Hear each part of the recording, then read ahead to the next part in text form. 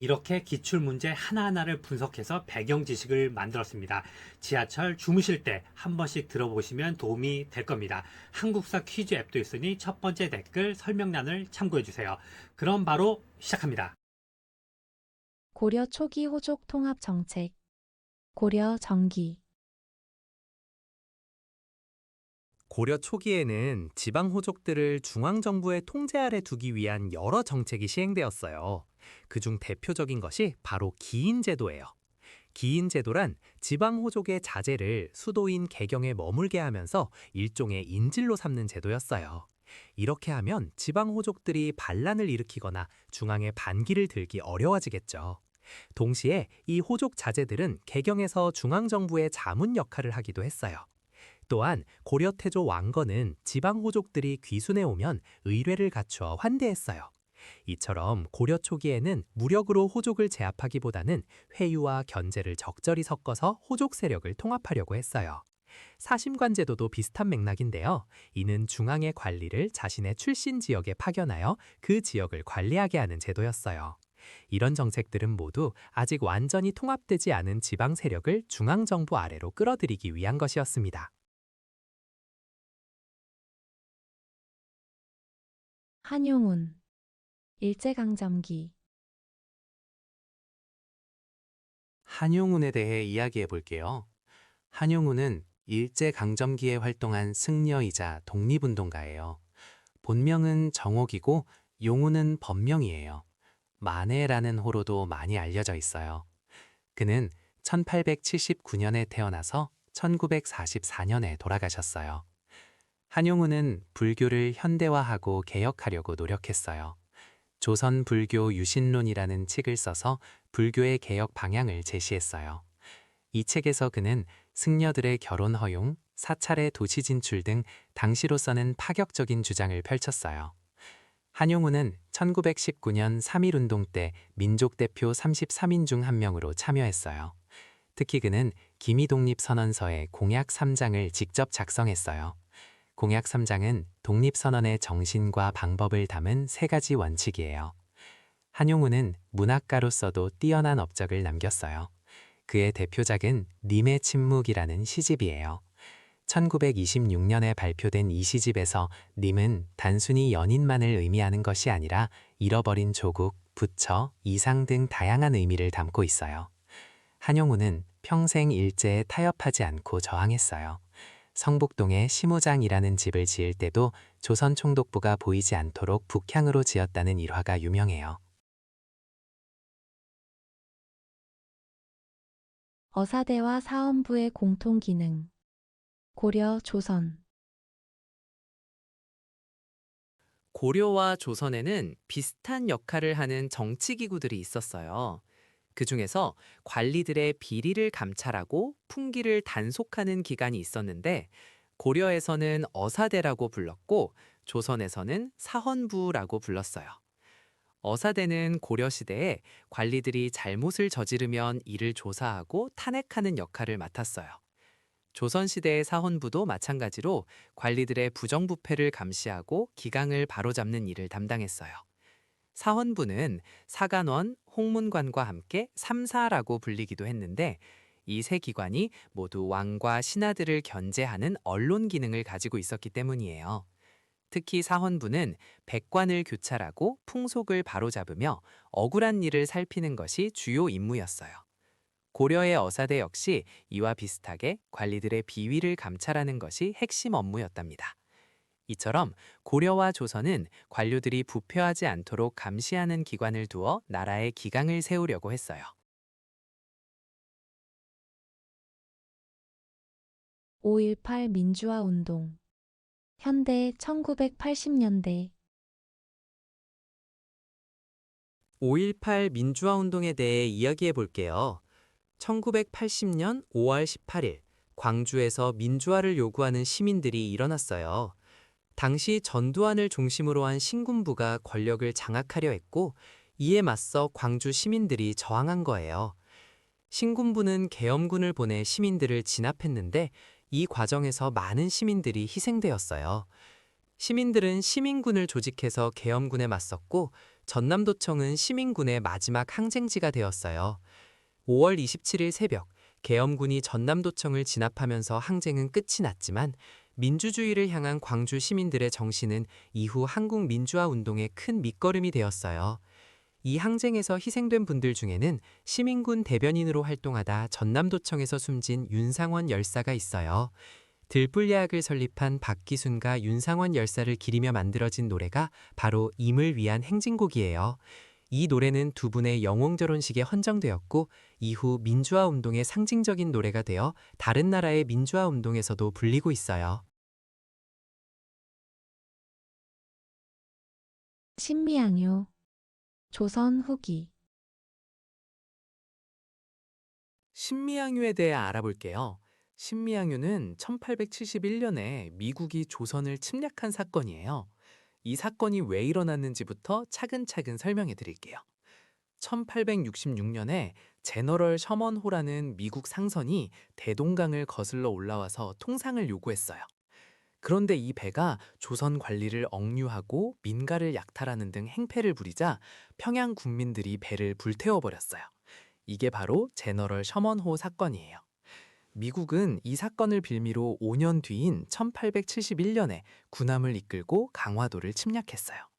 이때 미군은 초지진과 덕진진을 차례로 공략했고 광성보까지 점령했어요. 광성보 전투에서 어제연 장군이 이끄는 조선군은 끝까지 항전했지만 화력의 열세로 많은 희생자가 발생했어요. 어제연 장군도 이 전투에서 전사했어요. 미군은 이때 어제연 장군의 수자기를 빼앗아 갔는데 수자기란 장수를 뜻하는 한자 쇠가 적힌 깃발이에요. 이 수자기는 오랫동안 미국에 보관되어 있다가 2007년에 우리나라로 돌아왔어요. 신미양요 이후 흥선대원군은 서양과의 통상을 더욱 강하게 거부했어요. 전국 각지에 척화비를 세워서 서양과 화친하면 나라를 파는 것이라는 내용을 새겨 넣었어요. 향교와 서원. 조선. 향교는 조선시대 나라에서 세운 지방교육기관이에요. 고려시대에 처음 만들어졌지만 조선에 들어와서 전국적으로 크게 확대되었어요. 향교는 주로 지방과나 가까운 곳에 위치했는데 이건 관에서 직접 관리하고 지원하기 위해서였어요. 향교의 구조를 살펴보면 공자를 비롯한 성현들의 위패를 모시고 제사를 지내는 대성전이 있고 학생들이 공부하는 강학 공간인 명륜당이 있어요. 그리고 학생들이 머무는 기숙사로 동제와 서재가 있었어요. 향교에 입학할 수 있는 자격은 양인 이상에게 주어졌는데 주로 지방의 양반 자제들이 다녔어요. 향교에서 공부한 학생들은 소과인 생원과와 진삭과에 응시할 수 있었어요. 한편 서원은 향교와 다르게 사립교육기관이에요. 서원은 중종 때 풍기군수였던 주세붕이 백운동 서원을 처음 세우면서 시작되었어요. 서원은 선현에 대한 제사와 교육을 함께 담당했는데 향교보다 더 자유로운 분위기에서 학문을 연구했어요. 서원에는 중앙에서 교수나 훈도를 파견하지 않았고 저명한 학자가 직접 제자들을 가르쳤어요. 조선 후기 대한제국 우편제도. 근대 개항기. 조선 후기부터 대한제국 시기까지 우리나라의 우편 역사에 대해 알아볼게요. 우편 제도는 나라 안팎으로 소식을 전하는 아주 중요한 통신수단이었어요. 조선시대에는 파발이라는 제도가 있었는데 이건 급한 공문서를 빨리 전달하기 위한 것이었어요. 하지만 근대적인 우편 제도는 개화기에 들어서야 도입되기 시작했어요. 1884년에 우정총국이 설치되면서 우리나라의 근대 우편 제도가 처음 시작되었어요. 우정총국의 총판은 홍영식이 맡았어요. 그런데 우정총국 개국축하연에서 갑신정변이 일어나면서 설립된 지 불과 며칠 만에 우편 업무가 중단되고 말았어요. 이후 10년이 넘게 근대 우편 사업이 멈춰 있다가 1895년에 다시 우편 업무가 재개되었어요. 한편 1883년에 파견된 보빙사 일행은 미국을 방문하면서 우정선과 뉴욕 우체국 등을 시찰했어요.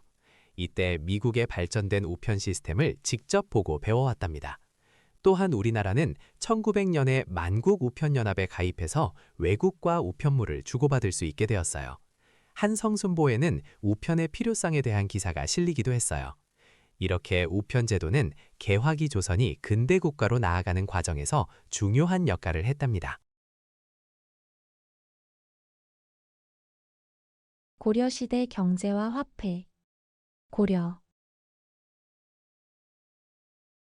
고려시대의 경제생활에 대해 알아볼게요. 고려는 상업과 무역이 활발했던 나라예요. 먼저 화폐에 대해 이야기해 볼게요. 고려 숙종 때 주전도감을 설치하고 해동통보, 사만통보, 해동중보 같은 동전을 만들었어요. 은으로 만든 은병이라는 화폐도 있었는데 우리나라 지형을 본떠서 만들었다고 해서 활구라고도 불렀어요. 하지만 백성들은 여전히 곡식이나 배를 화폐처럼 사용하는 경우가 많았어요. 상평통보는 고려시대가 아니라 조선 후기에 만들어진 화폐예요. 인조 때 처음 조조되었다가 효종과 숙종 때 본격적으로 전국에 유통되었답니다. 그래서 상평통보가 고려시대에 유통되었다는 건 틀린 이야기예요. 고려의 대외무역도 활발했어요. 예성강 하구의 병란도는 국제무역항으로 번성했어요. 송나라 상인, 아라비아 상인, 일본 상인 등이 드나들었죠. 고려라는 이름이 서양의 코리아로 알려진 것도 이때 아라비아 상인들을 통해서라고 해요.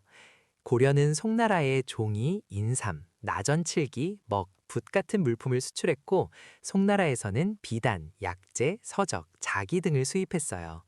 일본에는 곡식과 인삼을 수출하고 수은이나 유황을 들여왔어요. 해인사 장경판전. 고려. 해인사 장경판전에 대해 알아볼게요. 장경판전은 경상남도 합천군 해인사에 있는 건물이에요.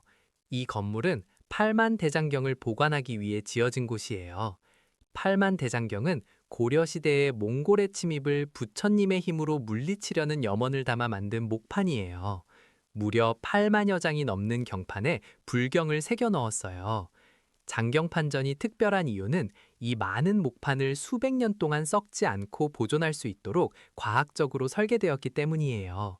건물의 창문 크기를 앞면과 뒷면에서 서로 다르게 만들었어요. 이렇게 하면 공기가 자연스럽게 순환되면서 습도가 일정하게 유지돼요. 통풍이 잘 되니까 목판이 습기에 상하지 않고 오랫동안 보존될 수 있었던 거예요. 장경판전은 1995년에 유네스코 세계문화유산으로 등재되었어요. 그리고 장경판전 안에서는 무구정광 대다라니경이 발견된 적이 없어요. 무구정광 대다라니경은 경주 불국사 석가탑에서 발견된 거예요. 이것은 세계에서 가장 오래된 목판 인쇄물로 알려져 있어요. 그러니까 무구정광 대다라니경과 장경판전은 서로 관련이 없답니다. 이성계의 활동과 황산대첩. 고려 후기. 이성계는 고려 말의 무장으로 왜구를 물리치며 이름을 떨쳤어요. 1380년에는 삼도 도춘찰사로서 황산에서 왜구를 크게 무찔렀는데 이 전투가 바로 황산대첩이에요. 당시 왜구의 우두머리 아지발도를 물리친 것으로 유명해요. 이성계는 뛰어난 활솜씨를 가지고 있어서 적장을 향해 정확히 화살을 날렸다고 전해져요. 이렇게 왜구를 격퇴하면서 백성들 사이에서 큰 인기를 얻었어요. 하지만 이성계가 정말 유명해진 사건은 따로 있어요. 1388년 요동정벌을 위해 출정했다가 위화도에서 군대를 돌려 개경으로 돌아온 거예요. 이것을 위화도 회군이라고 해요. 위화도는 압록강 하구에 있는 섬인데 이성계는 이곳에서 회군하여 최영 장군을 제거하고 정권을 장악했어요. 이후 1392년에 조선을 건국하고 태조가 되었어요. 조선 선조 때에는 이성계의 황산대첩을 기념하기 위해 대첩비를 세웠는데 일제강점기에 일본인들이 이 비석을 파괴해서 지금은 파편만 남아 있어요. 세종대왕. 조선 정기. 세종대왕에 대해 이야기해 볼게요. 세종은 조선의 네 번째 왕으로 1418년부터 1450년까지 약 32년간 나라를 다스렸어요. 세종대왕 하면 가장 먼저 떠오르는 게 바로 훈민정음이에요. 1443년에 창제해서 1446년에 반포했는데 백성들이 한자를 몰라서 자기 뜻을 표현하지 못하는 걸 안타깝게 여겨서 만들었다고 해요. 세종은 학문을 매우 사랑해서 집현전을 크게 발전시켰어요. 집현전은 원래 있던 기관인데 세종이 학자들을 모아서 연구에 전념하게 했어요. 정인지, 성산문, 신숙주 같은 뛰어난 학자들이 여기서 활동했어요. 세종시대에는 과학기술도 크게 발전했어요. 장영실이 만든 자경루는 스스로 시간을 알려주는 물시계예요. 또 앙부일구라는 해시계도 만들었고 치구기로 비의 양을 측정했어요. 농업기술서인 농사직설도 이때 편찬했는데 우리나라 풍토에 맞는 농사법을 정리한 거예요. 세종은 음악에도 관심이 많아서 박영과 함께 아악을 정리하고 정감보라는 동양 최초의 유량악보를 만들었어요. 또 국방에도 신경 써서 북쪽에는 4군 육진을 개척해서 압록강과 두만강까지 영토를 넓혔고 남쪽에서는 이종무를 보내 대마도를 정벌했어요. 3.1운동, 일제강점기 정기. 3.1 운동에 대해 알아볼게요.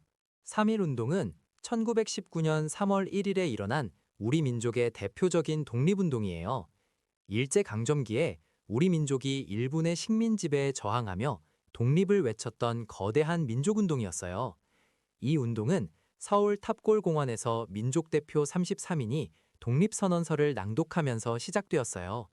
독립선언서에는 우리 조선이 독립된 나라이고 조선 사람이 자주적인 민족임을 세계에 선언하는 내용이 담겨 있었어요. 3.1 운동은 학생과 시민, 농민 등 다양한 계층이 참여한 전국적인 운동으로 확산되었어요. 비폭력 평화 시위로 시작했지만 일제의 무력 진압으로 많은 희생자가 발생했어요. 3.1 운동의 영향으로 같은 해 중국 상하이에서 대한민국 임시정부가 수립되었어요. 또한 일제는 무단 통치에서 문화 통치로 식민 통치 방식을 바꾸게 되었어요. 3.1 운동은 중국의 오사운동 등 다른 나라의 민족운동에도 영향을 주었어요. 구석기 시대의 생활 모습. 선사시대 구석기. 구석기 시대는 한반도 역사에서 가장 오래된 시기예요. 약 70만 년 전부터 시작되었다고 해요. 이 시대 사람들은 뗀석기를 사용했어요. 뗀석기란 돌을 깨트려서 만든 도구를 말해요. 대표적인 것이 주먹도끼인데요. 손에 쥐고 고기를 자르거나 가죽을 벗기는 데 사용했어요. 구석기 시대 사람들은 아직 농사를 짓지 못했어요. 그래서 사냥을 하거나 열매를 채집하면서 살았죠. 한 곳에 정착하지 않고 먹을 것을 찾아 이동하는 생활을 했어요. 주로 동굴이나 바위 그늘에서 살았고요. 강가에 막집을 짓기도 했어요. 불을 사용할 줄 알았는데 불씨를 얻는 방법 중 하나가 마찰식 점화법이에요. 나무를 빠르게 비벼서 마찰열로 불을 피우는 거예요. 우리나라의 대표적인 구석기 유적지로는 연천 전곡리가 있어요. 이곳에서 아슐리안형 주먹도끼가 발견되어 세계적으로 주목받았답니다. 구석기 시대에는 아직 토기를 만들지 못했고 농사도 짓지 않았어요. 청동기나 철기 같은 금속 도구도 없었죠. 오직 돌을 깨서 만든 뗀석기만 사용했던 시대예요. 의상. 통일신라 중기. 의상은 신라 시대의 숙녀예요. 그는 당나라에 유학을 가서 화엄 사상을 깊이 공부하고 돌아왔어요. 화엄 사상이란 모든 것이 서로 연결되어 있다는 불교의 가르침이에요. 의상은 신라로 돌아온 뒤 676년에 부석사를 창건했어요. 부석사는 경상북도 영주에 있는 유명한 절이에요. 부석이란 뜬 돌이라는 뜻인데 절을 지을 때 큰 바위가 공중에 떠올랐다는 전설이 있어요. 의상은 화엄 일승 법계도라는 책을 지어서 화엄 사상을 체계적으로 정리했어요. 이 책은 화엄 사상의 핵심을 210자의 시로 요약한 것이에요. 의상은 많은 제자를 길러냈고 그의 제자들이 전국에 화엄 십찰이라고 불리는 10개의 절을 세웠어요. 의상의 화엄종은 신라 불교에서 매우 중요한 위치를 차지했어요. 고려시대 화폐와 경제. 고려. 고려 시대에는 화폐 경제를 발전시키려는 노력이 있었어요. 성종 때 처음으로 철전인 건원중보를 만들었고, 숙종 때는 해동통보, 해동중보, 사만통보 같은 동전과 은병이라는 은화를 만들었어요. 은병은 우리나라 지형을 본떠 만들어서 활구라고도 불렸어요. 하지만 고려시대에는 화폐가 널리 쓰이지 못하고 여전히 곡식이나 삼배로 물건값을 치르는 경우가 많았어요. 고려의 대외무역은 매우 활발했는데 예성강 하구의 병난도가 국제무역항으로 번성했어요. 병난도에는 송나라, 일본, 아라비아 상인들까지 드나들었어요. 아라비아 상인들이 고려를 코리아라고 부른 것이 지금 영어 이름 코리아의 유래가 되었다고 해요. 고려시대 상업은 개경에 시전이 있었고 지방에는 5일마다 열리는 장시가 발달하기 시작했어요. 광산 개발은 국가에서 직접 관리했고 민간인이 광산을 개발하는 것은 조선 후기에 설점수세제가 시행되면서 허용되었어요. 육일준의 생애와 활동. 조선 후기. 육일주는 조선 후기의 개화사상가이자 계몽운동가예요. 그는 조선 최초로 일본과 미국의 유학을 다녀온 인물이에요. 1881년 신사유람단의 일원인 어윤중을 따라 일본에 갔고 그곳에서 후쿠자와 유키치의 게이오 의숙에서 공부했어요. 이후 1883년에는 보빙사의 수행원으로 미국에 건너가 유학 생활을 했어요. 미국에서 돌아온 뒤 갑신정변이 실패하면서 연로 혐의로 오랫동안 연금 생활을 하게 되었어요. 이 연금 기간 동안 그는 서유견문이라는 책을 집필했어요. 서유견문은 서양의 문물과 제도를 소개한 책으로 조선의 근대화에 큰 영향을 끼쳤어요. 또한 육일주는 노동의 중요성을 강조하며 노동야학 독본을 저술해서 민중을 계몽하려고 노력했어요. 그는 조선이 열강들 사이에서 살아남기 위해서는 어느 한쪽에 치우치지 않는 중립이 필요하다고 생각해서 조선 중립화론을 주장하기도 했어요. 나당 동맹과 백제 멸망. 삼국시대 7세기 중반. 나당 동맹과 백제 멸망에 대해 이야기해 볼게요. 7세기 중반 한반도는 삼국 간의 치열한 전쟁이 벌어지고 있었어요. 신라는 백제와 고구려의 공격을 받아 매우 어려운 상황이었어요. 특히 백제 의자왕은 신라의 여러 성을 빼앗았고 대야성까지 함락시켜 신라를 궁지에 몰아넣었어요. 이때 신라의 김춘추가 직접 고구려에 가서 도움을 요청했어요. 하지만 고구려의 실권자 연개소문은 과거 신라가 빼앗은 중령 서북쪽 땅을 돌려달라고 요구했어요. 김춘추가 이를 거절하자 협상은 결렬되었어요. 고구려에서 도움을 얻지 못한 김춘추는 바다 건너 당나라로 향했어요. 648년 김춘추는 당태종을 만나 동맹을 맺는 데 성공했어요. 이것이 바로 나당 동맹이에요. 신라와 당은 함께 백제와 고구려를 공격하기로 약속했어요. 660년 드디어 나당 연합군이 백제를 공격했어요. 당나라 소정방이 이끄는 13만 대군이 바다를 건너왔고 신라 김유신이 이끄는 5만 군사가 육로로 진격했어요. 백제의 계백 장군은 5천 결사대를 이끌고 황산벌에서 신라군에 맞섰어요. 4번의 전투 끝에 계백은 전사하고 백제군은 패배했어요. 결국 나당 연합군은 백제의 수도 사비성을 함락시켰고 의자왕은 항복했어요. 이로써 678년간 이어져 온 백제가 멸망하게 되었어요. 균역법과 영조의 업적. 조선 후기. 영조는 조선 후기의 왕이에요. 그는 재위 기간이 무려 52년으로 조선에서 가장 오래 왕위에 있었던 임금이에요. 영조는 백성들의 삶을 개선하기 위해 여러 가지 개혁을 추진했어요. 그 중에서도 가장 중요한 것이 바로 균역법이에요. 당시 백성들은 군포라는 세금을 내야 했는데 원래는 1년에 2필을 내야 했어요. 그런데 이 부담이 너무 커서 백성들이 힘들어했어요. 영조는 이를 1필로 줄여주었어요. 줄어든 세금을 보충하기 위해 어세나 염세 같은 다른 세금을 마련했고요. 또 영조는 균역청이라는 관청을 새로 설치해서 이 제도가 잘 운영되도록 했어요. 영조는 탕평책도 적극적으로 실시했어요. 탕평책이란 특정 붕당에 치우치지 않고 여러 당파의 인재를 고르게 등용하는 정책이에요. 성균관 앞에 탕평비를 세워서 탕평의 뜻을 널리 알리기도 했어요. 또한 영조는 신문고래 부활시켜 백성들이 억울한 일을 직접 호소할 수 있게 했어요. 속대전을 편찬해서 법전을 정비하기도 했어요. 이처럼 영조는 백성을 사랑하고 나라를 안정시키려고 노력한 임금이었어요. 금관가야의 건국과 발전. 삼국시대. 금관가야에 대해 알아볼게요. 금관가야는 낙동강 하류 지역인 지금의 경상남도 김해 지역에 세워진 나라예요. 가야 연맹 중에서 가장 먼저 성장한 나라로 처음에는 가야 연맹의 맹주 역할을 했어요. 건국 신화에 따르면 알에서 태어난 김수로 왕이 나라를 세웠다고 해요. 김수로 왕은 인도 아유타국의 공주였던 허왕옥과 혼인했다는 이야기가 전해져요. 금관가야는 철이 많이 나는 지역이었어요. 그래서 철을 캐서 덩어리로 만든 다음 낙랑과 외 등 주변 나라에 수출했어요. 이 철덩어리는 화폐처럼 사용되기도 했답니다. 금관가야는 해상 무역으로 크게 번성했지만 4세기 후반 고구려 광개토대왕의 공격을 받고 크게 약해졌어요.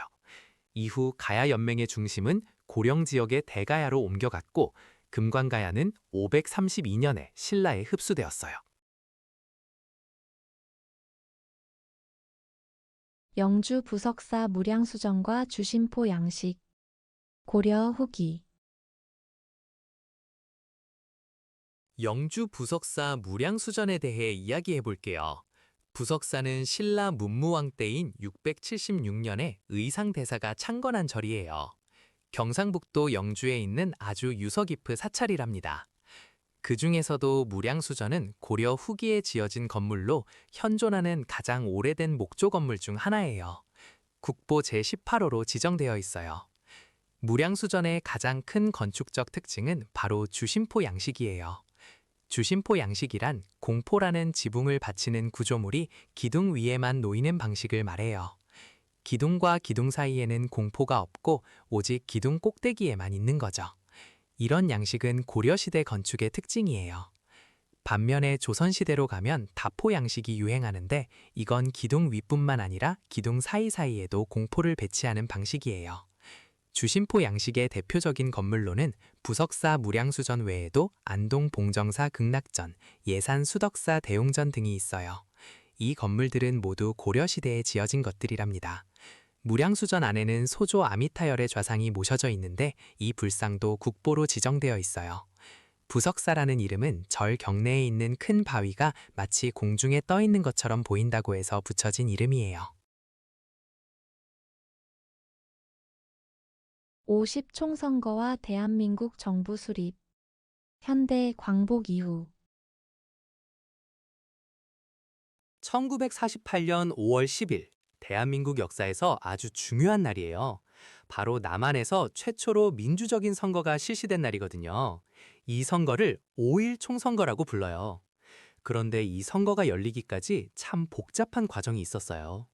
1945년 8월 15일, 광복 이후 한반도는 남과 북으로 나뉘어 미국과 소련이 각각 점령하게 되었어요. 그래서 통일정부를 어떻게 세울지 논의가 필요했죠. 1947년 유엔에서는 남북한 총선거를 통해 통일정부를 수립하자고 결의했어요. 이를 위해 유엔 한국임시위원단이 한반도에 왔어요. 그런데 소련과 북한이 이 위원단의 입국을 거부해버렸어요. 결국 1948년 2월 유엔 소총회에서는 선거가 가능한 지역, 그러니까 남한에서만이라도 먼저 총선거를 실시하기로 결정했어요. 이렇게 해서 1948년 5월 10일 남한에서만 총선거가 치러졌고 제헌국회가 구성되었어요. 제헌국회에서는 헌법을 만들고 이승만을 초대 대통령으로 선출했어요. 그리고 1948년 8월 15일 대한민국 정부가 공식적으로 수립되었답니다. 한편 북한에서는 같은 해 9월 9일 조선민주주의인민공화국이 수립되면서 남북 분단이 고착화되었어요. 백제 근초고왕의 업적. 삼국시대 백제 4세기. 맥제 근초고왕에 대해 알아볼게요. 근초고왕은 백제의 전성기를 이끈 왕이에요. 4세기 중반에 재위했는데 이 시기에 백제는 가장 강력한 나라로 성장했어요. 근초고왕은 남쪽으로 마한에 남은 세력을 완전히 정복했어요. 이로써 백제는 한반도 서남부 전체를 차지하게 되었죠. 북쪽으로는 고구려와 치열하게 싸웠는데 평양성을 공격해서 고구려의 고국원왕을 전사시키기도 했어요. 이건 백제 역사에서 정말 대단한 승리였어요. 또한 중국의 동진, 일본과도 활발하게 교류했어요. 특히 일본에 칠지도를 보내기도 했는데 이 칠지도는 지금도 일본에 남아 있어요. 근초고왕 때에 고응이라는 학자가 서기를 편찬했어요. 서기는 백제의 역사를 기록한 책인데 아쉽게도 지금은 전해지지 않아요. 하지만 백제가 일찍부터 역사 기록을 중요하게 여겼다는 걸 보여주는 중요한 사실이에요. 개성상인 조선 후기 조선 후기에는 상업이 크게 발달하면서 전문 상인 집단들이 등장했어요. 그 중에서도 개성상인, 즉 송상이 아주 유명해요. 송상은 고려의 수도였던 개성을 중심으로 활동한 상인들이에요. 이들은 어릴 때부터 상인 집안에서 장사의 기본을 배우며 성장했어요. 그래서 상술이 뛰어났고 전국 각지의 주요 상업 지역에 진출해서 송방이라는 지점을 열었어요. 송방은 일종의 도매상 역할을 했는데 전국에 퍼져 있는 송방들끼리 서로 연결되어 있어서 물건을 효율적으로 유통할 수 있었어요. 개성상인들의 또 다른 특징은 사계치부법이라는 독특한 회계 방식을 사용했다는 거예요. 사계치부법은 오늘날의 복식보기와 비슷한 방식으로 거래 내역을 체계적으로 기록해서 손익을 정확하게 계산할 수 있었어요.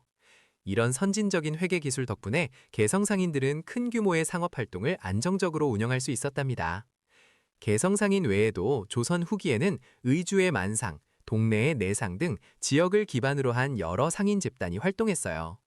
만상은 의주를 중심으로 청나라와의 무역을 담당했고 내상은 동네에서 일본과의 무역에 종사했어요. 왕인의 일본 문화 전파 백제 왕인에 대해 알아볼게요. 왕인은 백제 시대의 학자예요.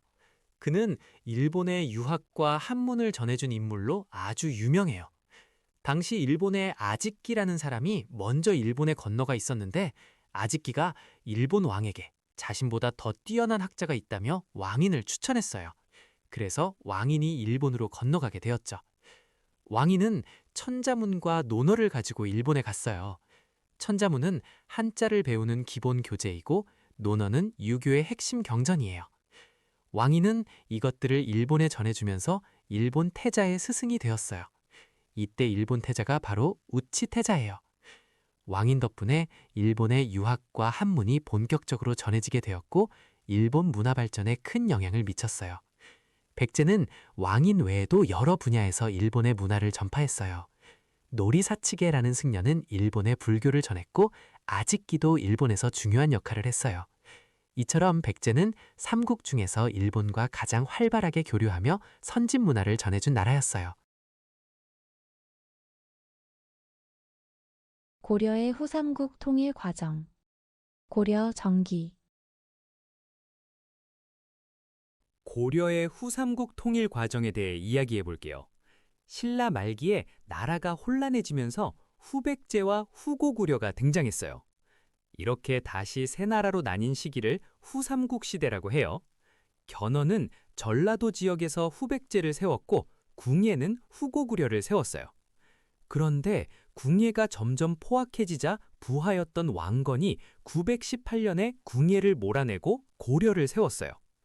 왕건은 후삼국을 통일하기 위해 여러 전투를 벌였는데요. 930년에 고창 전투에서 견훤의 후백제 군대를 크게 물리쳤어요. 이 승리로 왕건의 세력이 더욱 강해졌죠. 그러던 중 935년에 신라의 마지막 왕인 경순왕이 스스로 고려의 나라를 넘겨주었어요. 왕건은 경순왕을 극진히 대우해 주었답니다. 한편 후백제에서는 견훤의 아들 신검이 아버지를 몰아내고 왕위를 차지하는 일이 벌어졌어요. 결국 936년에 왕건은 신검의 후백제를 멸망시키고 후삼국 통일을 완성했어요. 정리하면 고창 전투 승리, 신라의 항복, 후백제 멸망 순서로 통일이 이루어진 거예요. 탈놀이. 조선 후기. 탈놀이에 대해 알아볼게요. 탈놀이는 조선 후기에 크게 유행한 전통 공연 예술이에요. 배우들이 탈을 쓰고 춤을 추면서 연극을 하는 거예요. 탈놀이는 주로 장터나 마을 축제처럼 사람들이 많이 모이는 곳에서 공연되었어요. 그래서 서민들이 쉽게 즐길 수 있었죠. 탈놀이의 가장 큰 특징은 양반을 풍자하고 비판하는 내용이 많다는 거예요. 당시 양반들의 위선적인 모습이나 부도덕한 행동을 우스꽝스럽게 표현해서 백성들의 속 시원한 웃음을 자아냈어요. 또한 서민들의 일상생활에서 겪는 어려움과 고단한 삶의 모습도 담겨 있었어요.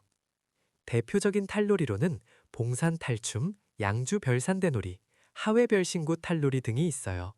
지역마다 특색 있는 탈놀이가 전해져 내려왔답니다. 탈놀이는 판소리와는 달라요. 판소리는 한 명의 소리꾼이 북장단에 맞춰 긴 이야기를 노래로 부르는 거예요. 춘향가, 흥부가, 적벽가 같은 작품이 판소리의 대표작이에요. 탈놀이는 여러 명이 탈을 쓰고 함께 공연하지만 판소리는 소리꾼 한 명이 주로 공연한다는 점이 다르죠.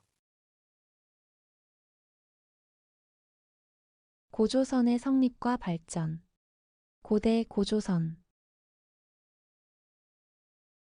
고조선에 대해 알아볼게요. 고조선은 우리 역사에서 가장 처음 등장하는 국가예요. 단군왕검이 세운 나라로 단군 이야기는 삼국유서와 제왕운기 같은 역사책에 전해지고 있어요. 고조선은 청동기 문화를 바탕으로 성장했고 비파형 동검과 탁자식 고인돌이 대표적인 유물이에요. 기원전 3세기경이 되면 부왕, 준왕 같은 강력한 왕들이 나타나서 왕위를 자식에게 물려주기 시작했어요. 이때 왕 아래에는 상, 대부, 장군 같은 관직도 생겨났어요. 진나라와 한나라가 교체되던 혼란기에는 중국에서 많은 유이민이 고조선으로 넘어오기도 했어요. 고조선의 사회 모습을 알 수 있는 중요한 자료가 바로 팔조법이에요. 팔조법 중에서 지금까지 전해지는 것은 3개 조항인데요. 사람을 죽이면 사형에 처하고, 남에게 상처를 입히면 곡식으로 배상하고, 도둑질을 하면 노비가 되거나 50만 전을 내야 한다는 내용이에요. 이 법을 통해 고조선이 생명을 중시하고 사유재산을 인정하며 노비가 존재하는 계급 사회였다는 것을 알 수 있어요. 한편 고조선은 철기 문화가 아닌 청동기 문화를 기반으로 성장했다는 점을 기억해 두세요. 대한제국 시기 근대 문물 도입. 근대 대한제국. 대한제국 시기에는 근대 문물이 다양하게 도입되었어요. 그 중에서도 전기와 전차는 사람들의 생활을 크게 바꿔놓았답니다. 1898년에 한성전기회사가 설립되었고 1899년에는 서대문과 청량리 사이에 우리나라 최초의 전차가 개통되었어요. 같은 해에 동대문 발전소가 세워지면서 종로거리에 전등이 켜지기 시작했어요. 밤에도 거리가 환하게 밝아지니 사람들이 정말 신기해했겠죠? 또한 1899년에는 노량진과 제물포를 잇는 경인선 철도가 개통되었어요. 이것이 우리나라 최초의 철도예요. 기차를 타고 인천까지 갈 수 있게 된 거죠. 이 시기에 전화도 도입되었고 우편제도도 정비되었어요. 한성순보는 이보다 앞선 1883년에 창간된 우리나라 최초의 근대신문이에요. 방문국에서 발행했는데 순한문으로 되어 있었고 열흘에 한 번씩 나왔어요. 텔레비전 방송은 훨씬 나중인 1956년에 시작되었고 라디오 방송은 1927년 경성방송국 개국과 함께 시작되었어요. 이처럼 대한제국 시기에는 전기, 전차, 철도 같은 근대 문물이 본격적으로 들어오면서 사람들의 일상이 변화하기 시작했답니다. 1950년대 미국의 잉여 농산물 원조와 300산업. 현대 1950년대. 1950년대 한국 경제에 대해 이야기해 볼게요. 1950년 한국 전쟁이 끝난 후 우리나라는 정말 어려운 상황이었어요. 전쟁으로 공장도 농토도 대부분 파괴되었거든요. 이때 미국이 우리나라를 많이 도와줬어요. 미국은 자기 나라에서 남아도는 농산물을 한국에 보내줬는데 이걸 잉여 농산물 원조라고 해요. 밀, 쌀, 보리, 설탕 원료, 면화 같은 것들이 들어왔어요. 이 원조 덕분에 당장 굶주림은 해결할 수 있었지만 문제도 있었어요. 외국에서 싼 농산물이 계속 들어오니까 우리나라 농민들이 농사를 지어도 죗값을 못 받게 된 거예요. 농업 기반이 약해지는 부작용이 생겼죠. 이 시기 우리나라 산업은 주로 삼백산업이 중심이었어요. 삼백산업은 세 가지 흰색 물건을 만드는 산업이에요. 설탕, 밀가루, 면직물이죠. 이 세 가지가 다 하얀색이라서 삼백산업이라고 불렀어요. 미국에서 들어온 원료를 가공해서 소비재를 만드는 수준이었기 때문에 본격적인 공업화는 아직 멀었던 시기예요. 최충원. 고려 중기. 최충원에 대해 알아볼게요. 최충원은 고려 무신정권 시대의 대표적인 무신이에요. 1196년에 이의민을 제거하고 권력을 잡았어요.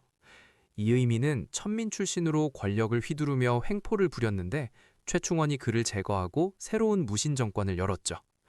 최충원은 권력을 잡은 뒤 명종에게 봉사 10조라는 개혁안을 올렸어요. 봉사 10조는 정치 개혁을 위한 10가지 건의사항이었어요. 승려들의 정치 관여 금지, 토지제도 개선 등의 내용이 담겨 있었죠. 최충원은 교정도감이라는 기구를 설치해서 국정을 장악했어요. 교정도감은 원래 임시기구였는데 최충원이 이를 통해 인사권과 군사권을 모두 행사했어요. 또한 도방이라는 사병 조직을 확대해서 자신의 권력 기반을 튼튼히 했어요. 최충원의 권력은 아들 최우, 손자 최항, 증손자 최의까지 4대에 걸쳐 약 60여 년간 이어졌어요. 이 시기를 최씨 무신정권이라고 불러요. 최충원 집권기에 만적의 난이 일어나기도 했어요. 만적은 최충원 집의 노비였는데 신분 해방을 외치며 난을 일으켰다가 실패했어요. 강화도 조약. 근대 개항기. 강화도 조약에 대해 알아볼게요. 1875년에 일본은 운유호라는 군함을 보내 강화도 앞바다에서 불법으로 측량을 하다가 조선군과 충돌하는 사건을 일으켰어요. 이것을 운유호 사건이라고 해요. 일본은 이 사건을 구실로 조선에 개항을 요구했어요. 결국 1876년에 조선은 일본과 강화도 조약을 맺게 되었어요. 이 조약은 조선이 외국과 맺은 최초의 근대적 조약이에요. 하지만 안타깝게도 불평등 조약이었어요. 조약의 주요 내용을 살펴보면 부산과 원산, 인천 세 곳의 항구를 열어 무역을 하도록 했어요. 또 일본은 조선에 수신사라는 사절단을 보내달라고 요청했고 조선은 일본의 발전된 문물을 살펴보기 위해 수신사를 파견했어요. 강화도 조약에는 일본에게만 유리한 조항들이 많이 들어있었어요. 대표적으로 해안 측량권을 인정해서 일본이 조선의 바다를 자유롭게 조사할 수 있게 했고 치외법권을 인정해서 조선에서 죄를 지은 일본인을 조선법으로 처벌할 수 없게 했어요.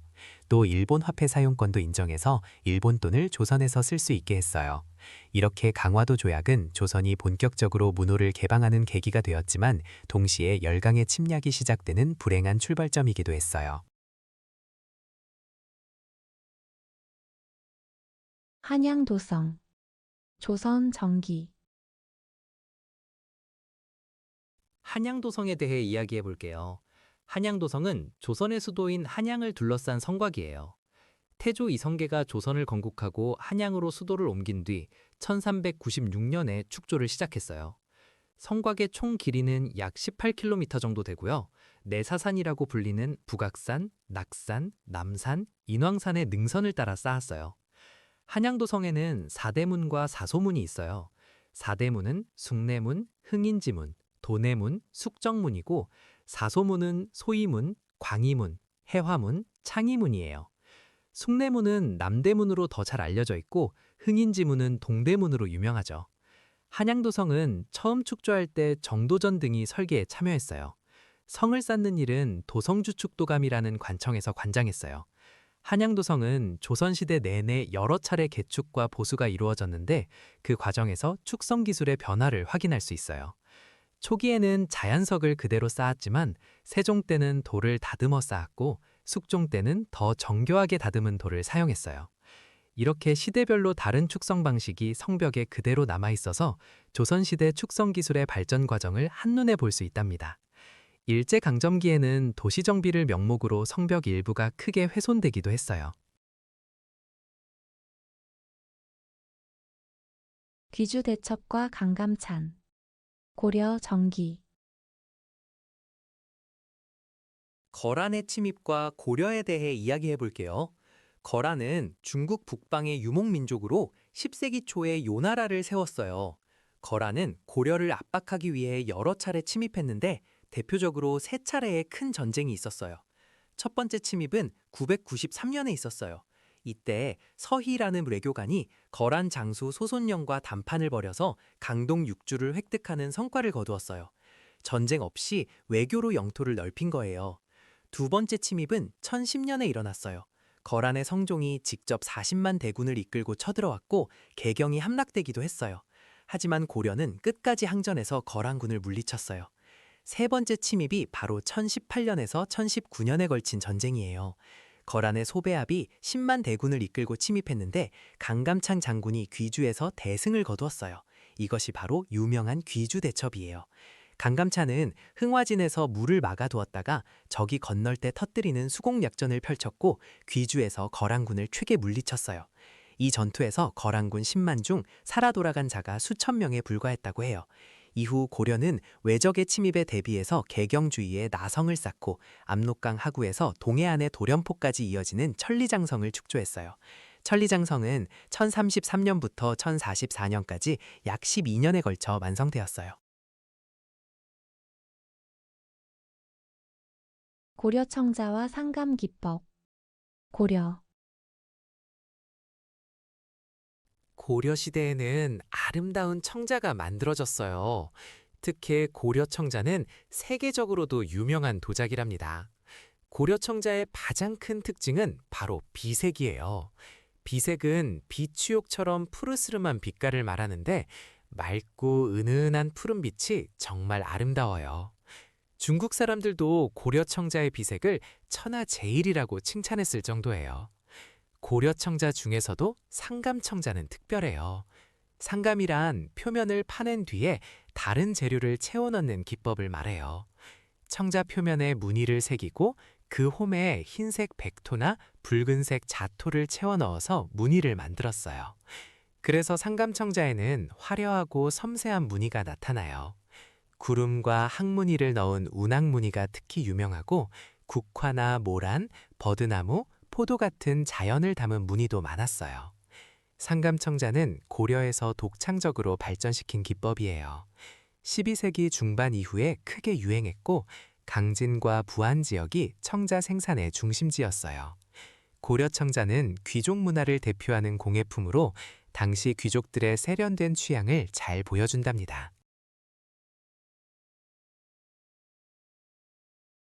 228 민주운동과 5.18 민주화운동. 현대. 오늘은 대한민국 민주화 운동의 역사에서 정말 중요한 두 도시 이야기를 해볼게요. 바로 대구와 광주예요. 대구에서는 1960년 2월 28일에 학생들이 일어났어요. 이게 바로 228 민주운동이에요. 당시 이승만 정부가 야당 선거 유세에 학생들이 참석하지 못하도록 일요일인데도 등교하라고 지시했거든요. 이에 분노한 대구의 고등학생들이 자유당 독재 정권에 맞서 시위를 벌였어요. 이것이 4.19 혁명의 도화선이 되었답니다. 광주에서는 1980년 5월 18일에 민주화 운동이 일어났어요. 전두환을 중심으로 한 신군부 세력이 계엄령을 전국으로 확대하고 민주화 운동을 탄압하자 광주 시민들이 이에 저항했어요. 신군부는 계엄군을 투입해 시민들을 무자비하게 진압했고 많은 사람들이 희생되었어요.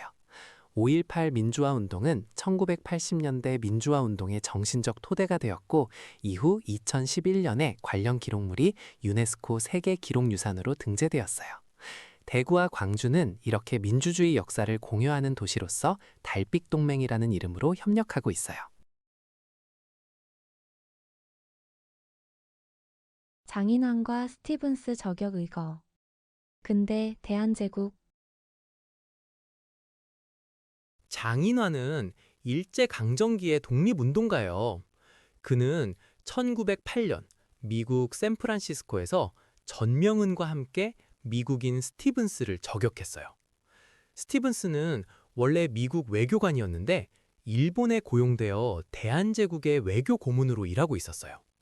문제는 스티븐스가 미국 언론에 일본의 한국 침략을 옹호하는 발언을 했다는 거예요.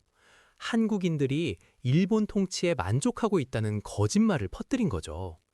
이 소식을 들은 재미 한인들은 분노했어요. 결국 장인환과 전명훈이 스티븐스를 샌프란시스코 페리부두에서 저격해서 처단했어요. 장인환은 미국 법정에서 재판을 받았는데 그는 당당하게 자신의 행동이 조국의 독립을 위한 것이었다고 밝혔어요. 이 의거는 해외에서 한국인의 독립 의지를 알린 중요한 사건이었어요. 화랑도. 삼국시대 신라. 화랑도는 신라의 청소년 수련단체예요. 진흥왕 때 나라의 인재를 기르기 위해 만들어졌어요.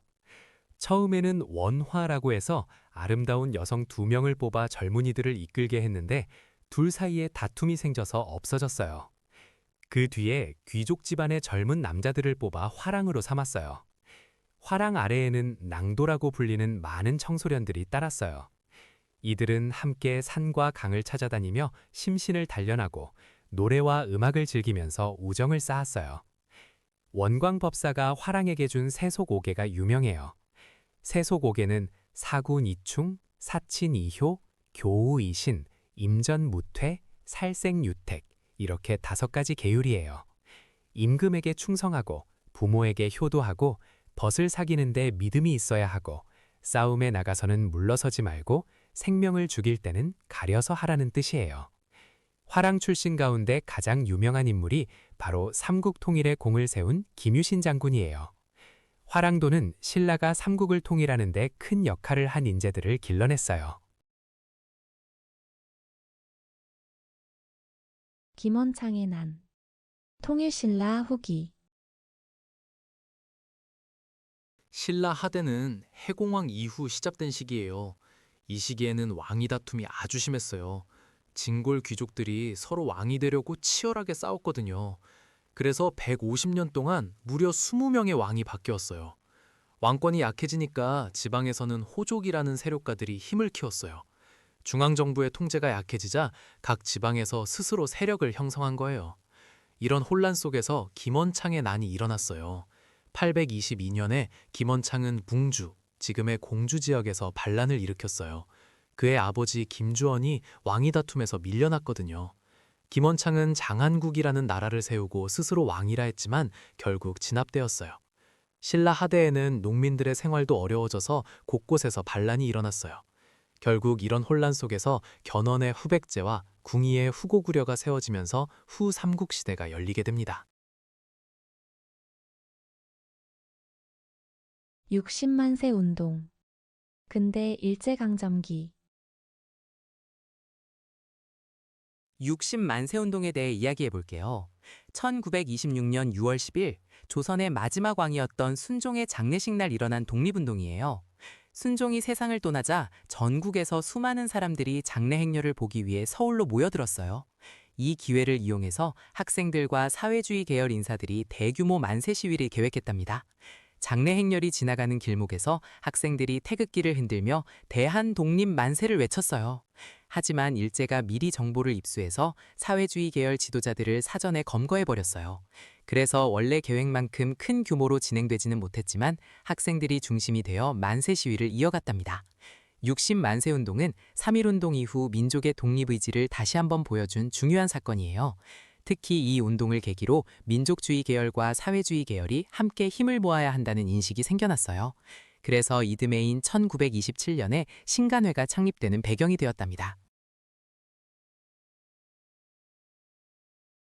도산 안창호의 독립운동. 일제강점기. 안창호 선생에 대해 이야기해 볼게요. 안창호는 호가 도산이에요. 그래서 도산 안창호라고 부르기도 해요. 그는 일제강점기 대표적인 독립운동가 중 한 분이에요. 안창호는 1907년에 비밀결사 단체인 신민회를 결성했어요. 신민회는 공화정체제의 국민국가 건설을 목표로 했던 단체예요. 또한 안창호는 1908년에 평양에 대성학교를 세워서 민족교육에 힘썼어요. 그리고 1913년에는 미국에서 흥사단을 조직했어요. 흥사단은 민족의 실력을 기르자는 뜻으로 만든 단체예요.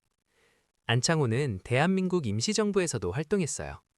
임시정부에서 내무총장과 국무총리 대리 등을 맡아서 독립운동을 이끌었어요. 1932년에 윤봉길 의거 이후 일본 경찰에 체포되어 옥고를 치렀고 1938년에 순국하셨어요. 안창호는 점진적으로 실력을 길러 독립을 이루자는 칠력 양성운동을 강조했어요. 그래서 학교를 세우고 청년단체를 만드는 일에 평생을 바쳤어요. 북학파의 주장. 조선 후기. 북학파는 조선 후기 실학의 한 갈래예요. 18세기 후반에 등장한 학파인데요. 이들은 청나라의 발전된 문물을 적극적으로 받아들여야 한다고 주장했어요. 대표적인 학자로는 박지원, 박제가, 홍대영 같은 분들이 있어요. 박지원은 열하일기를 썼는데 청나라를 여행하면서 보고 느낀 것들을 기록한 책이에요. 수레와 선박 같은 운송수단을 발달시켜야 한다고 강조했죠. 박제가는 북학이라는 책을 썼어요. 그는 재물을 우물에 비유하면서 물을 퍼내지 않으면 우물이 말라버리듯이 소비를 해야 생산이 활발해진다고 주장했어요. 이런 생각은 당시로서는 매우 파격적이었어요. 조선 사회는 검소함을 미덕으로 여겼거든요. 북학파는 상공업을 발전시키고 기술을 개량하며 청나라와의 무역을 확대해야 나라가 부강해진다고 보았어요. 이들은 농업 중심의 사고방식에서 벗어나 상업과 공업의 중요성을 강조한 점에서 큰 의미가 있어요. 신라 골품제도. 삼국시대. 신라의 골품 제도에 대해 이야기해 볼게요. 신라는 삼국 중에서 가장 독특한 신분 제도를 가지고 있었어요. 바로 골품제인데요. 이건 태어날 때부터 혈통에 따라 신분이 정해지는 제도예요. 골품제는 크게 골과 두품으로 나뉘어요. 골에는 성골과 진골이 있었는데 성골은 왕이 될 수 있는 가장 높은 신분이었고 진골은 그 다음으로 높은 귀족 신분이었어요. 성골은 진덕여왕을 마지막으로 사라지고 이후로는 진골 출신이 왕위에 올랐어요. 두품은 6두품, 5두품, 4두품 등으로 나뉘었는데 숫자가 높을수록 신분이 높았어요. 6두품은 학식이 뛰어난 사람들이 많았지만 아무리 능력이 있어도 진골이 아니면 높은 관직에 오를 수 없었어요. 이 골품 제도는 단순히 관직만 제한한 게 아니에요. 일상생활의 거의 모든 부분을 규제했어요. 집의 크기, 수레의 장식, 옷의 색깔까지 골품에 따라 정해져 있었어요. 예를 들어 진골은 집의 길이와 너비가 24척을 넘을 수 없었고 6두품은 21척, 5두품과 4두품 그리고 일반 백성은 15척을 넘을 수 없었어요. 이처럼 엄격한 신분제도 때문에 신라 말기에는 6두품 지식인들의 불만이 커졌고 이들 중 일부는 새로운 나라를 세우는 데 참여하기도 했어요. 조선 통신사. 조선 후기. 조선 통신사에 대해 알아볼게요. 조선 통신사는 조선이 일본에 보낸 공식 외교 사절단이에요. 임진왜란이 끝난 후 조선과 일본의 관계를 회복하기 위해 파견되기 시작했어요. 1607년 처음 파견된 이후로 약 200년 동안 총 12차례 일본을 방문했어요. 통신사라는 이름은 신의를 통한다는 뜻을 담고 있어요. 사절단의 규모는 보통 400명에서 500명 정도로 꽤 큰 규모였어요. 한양에서 출발해서 부산을 거쳐 배를 타고 일본으로 건너갔어요. 일본에 도착하면 에도까지 육로로 이동했는데 이 여정이 몇 달씩 걸리기도 했어요. 통신사가 지나가는 곳마다 일본 사람들이 구경하러 나왔을 정도로 큰 관심을 받았어요. 통신사는 단순한 외교사절 이상의 역할을 했어요. 조선의 선진 문화와 학문을 일본에 전해주는 문화사절단이기도 했어요. 특히 유학자, 의원, 화가, 악사 등 다양한 분야의 전문가들이 함께 갔어요. 일본의 학자들은 통신사 일행을 만나 학문을 교류하고 시와 그림을 나누기를 원했어요. 통신사는 조선의 문화적 우수성을 보여주는 자랑스러운 외교 활동이었어요. 고려 광종의 왕권 강화 정책. 중세 고려 정기. 고려 광종에 대해 알아볼까요? 광종은 고려의 네 번째 왕이에요. 그는 왕권을 강화하기 위해 여러 가지 개혁을 실시했어요. 먼저 광덕, 준풍 같은 독자적인 연호를 사용했어요. 연호란 왕이 자기 나라의 연도를 부르는 이름인데 독자적인 연호를 쓴다는 건 중국과 대등하다는 자주의식을 보여주는 거예요. 또한 쌍기라는 중국 출신 관리의 건의를 받아들여 과거제를 처음으로 실시했어요. 과거제는 시험을 통해 관리를 뽑는 제도예요. 이전에는 호족들이 추천하는 사람이 관리가 되었는데 과거제가 생기면서 실력 있는 사람을 왕이 직접 뽑을 수 있게 되었어요. 이렇게 하면 호족의 힘은 약해지고 왕의 힘은 강해지겠죠? 광종은 노비안건법도 실시했어요. 노비안건법은 원래 양인이었는데 억울하게 노비가 된 사람들을 조사해서 다시 양인으로 풀어주는 제도예요. 호족들은 노비를 많이 가지고 있었는데 이 법으로 호족의 노비가 줄어들면서 호족의 경제력과 군사력이 약해졌어요. 광종은 이렇게 과감한 개혁을 통해 왕권을 크게 강화한 왕으로 기억되고 있어요. 근우회. 근대 일제강점기. 근우회에 대해 이야기해 볼게요. 근우회는 1927년에 만들어진 여성단체예요. 일제강점기 때 여성들이 힘을 모아 만든 단체인데요. 신간회라는 단체 알고 계시죠? 신간회는 민족주의 세력과 사회주의 세력이 힘을 합쳐 만든 대표적인 민족 협동 전선 단체였어요. 근우회는 바로 이 신간회의 자매단체로 만들어졌어요. 신간회가 남석 중심이었다면 근우회는 여성들을 위한 단체였던 거예요. 근우회는 여성의 단결과 지위 향상을 목표로 활동했어요. 당시 여성들은 차별과 억압을 많이 받았거든요. 그래서 여성 교육도 중요하게 여겼고 여성의 권리를 위해 다양한 활동을 펼쳤어요. 근우회는 전국에 지회를 두고 활발하게 활동했는데 1931년 신간회가 해소되면서 근우회도 함께 해소되었어요. 일제강점기 대표적인 여성운동 단체로 기억되고 있답니다. 숙종 때의 황국 정치. 조선 후기. 조선시대에는 붕당 정치가 활발하게 이루어졌어요. 붕당이란 같은 생각을 가진 학자와 관료들이 모여 만든 정치 집단을 말해요. 처음에는 동인과 서인으로 나뉘었고 동인은 다시 남인과 북인으로 갈라졌어요. 숙종 때는 특히 황국이라는 정치 변동이 자주 일어났는데 황국이란 왕이 한 붕당을 내치고 다른 붕당을 불러들여 정권을 바꾸는 것을 말해요. 1680년에 경신황국이 일어났어요. 서인이 남인을 몰아내고 정권을 잡았는데 허적과 윤유 등 남인 세력이 역모를 꾸몄다는 혐의를 받아 처형당하거나 관직에서 쫓겨났어요. 1689년에는 기사황국이 일어났어요. 숙종이 희빈 장씨의 아들을 원자로 삼으려 했는데 서인이 이를 반대했어요. 이에 숙종은 서인을 내치고 남인을 불러들였어요. 이때 인현왕후 민씨가 폐위되었어요. 그런데 1694년에 또다시 갑술황국이 일어났어요. 숙종이 남인을 내치고 서인을 다시 불러들인 거예요. 이때 폐위되었던 인현왕후가 복이 되었고 희빈 장씨는 왕비에서 빈으로 강등되었어요. 이처럼 숙종 때는 왕이 붕당 간의 세력 균형을 이용해 왕권을 강화하려 했어요. 하지만 황국이 거듭되면서 많은 신하들이 희생되고 정치가 불안정해지는 문제도 있었어요. 고려 문벌 귀족의 특권. 고려 정기. 고려시대에는 문벌 귀족이라는 특별한 지배층이 있었어요.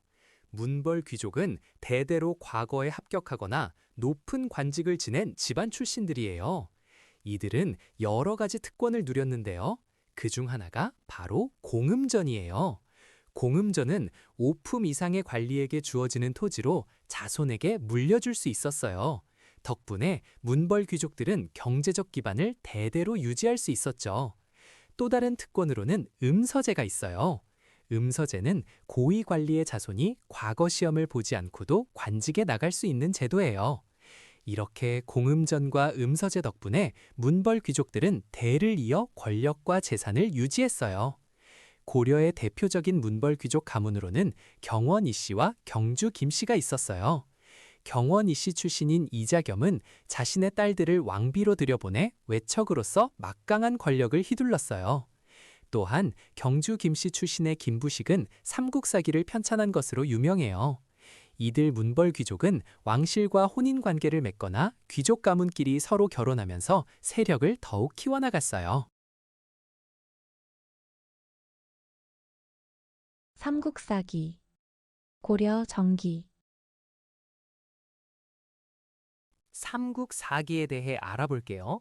삼국사기는 고려시대에 만들어진 우리나라에서 가장 오래된 역사책이에요.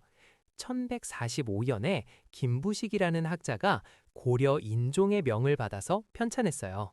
삼국사기는 고구려, 백제, 신라 세 나라의 역사를 담고 있는데요. 기전체라는 형식으로 쓰여졌어요. 기전체란 본기, 열전, 지, 표 등으로 나누어 역사를 기록하는 방식이에요.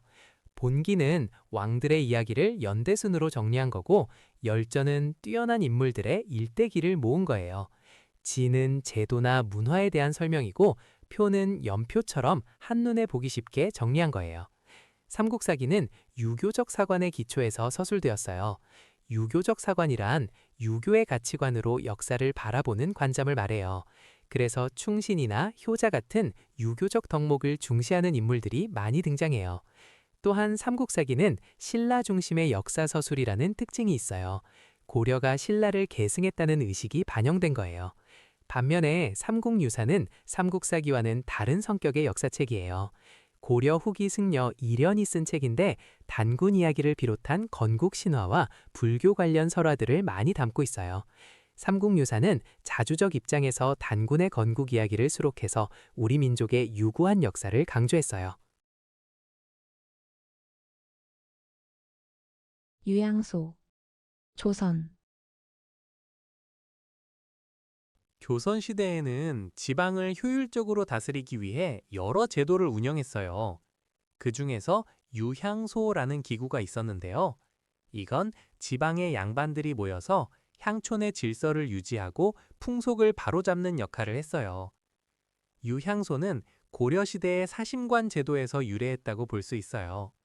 조선 초기에는 잠시 폐지되기도 했지만 성종 때 사림들의 건의로 다시 설치되었어요. 유향소의 구성원들은 좌수와 별감이라고 불렀는데요. 좌수가 우두머리이고 별감이 그 아래에서 일을 도왔어요. 이들은 수령을 보좌하면서 향리들의 비리를 감찰하는 일을 맡았어요. 즉, 지방관청에서 실무를 담당하던 향리들이 부정을 저지르지 않도록 감시하는 역할이었죠. 다만 유향소는 수령의 자문기관 성격이 강해서 직접 행정이나 사법, 군사권을 행사하지는 않았어요. 행정 실무는 향리들이 담당했고요. 한편 고려 태조 때 처음 설치된 것은 사심관 제도예요. 빈민구제를 주요 목적으로 삼은 것은 의창이나 상평창 같은 기구들이에요. 유향소와 헷갈리지 않도록 구분해서 기억하면 좋겠어요. 토지조사 사업, 일제강점기 정기. 일제강점기에 일본은 조선의 토지를 효과적으로 수탈하기 위해 토지조사 사업을 실시했어요. 이 사업은 1910년부터 1918년까지 진행되었는데요. 표면적으로는 근대적인 토지 소유권을 확립한다는 명분을 내세웠어요. 하지만 실제 목적은 조선의 토지를 빼앗기 위한 것이었죠. 토지조사 사업의 핵심은 토지 소유자가 정해진 기간 안에 자기 땅을 신고해야 한다는 거예요. 신고하지 않으면 그 땅은 주인 없는 땅으로 처리되어 조선 총독부 소유가 되었어요. 문제는 당시 많은 농민들이 이 사실을 몰랐거나 복잡한 신고 절차를 이해하지 못했다는 점이에요. 또한 마을 공동으로 사용하던 땅이나 문서 없이 대대로 경작해오던 땅도 모두 총독부에 빼앗겼어요. 이렇게 해서 조선 총독부는 전국 토지의 약 40%를 차지하게 되었고, 이 땅들은 동양척식 주식회사나 일본인 지주들에게 헐값에 넘어갔어요. 결국 많은 조선 농민들은 하루아침에 자기 땅을 잃고 소작농으로 전락하거나 만주나 연해주로 이주해야 했답니다.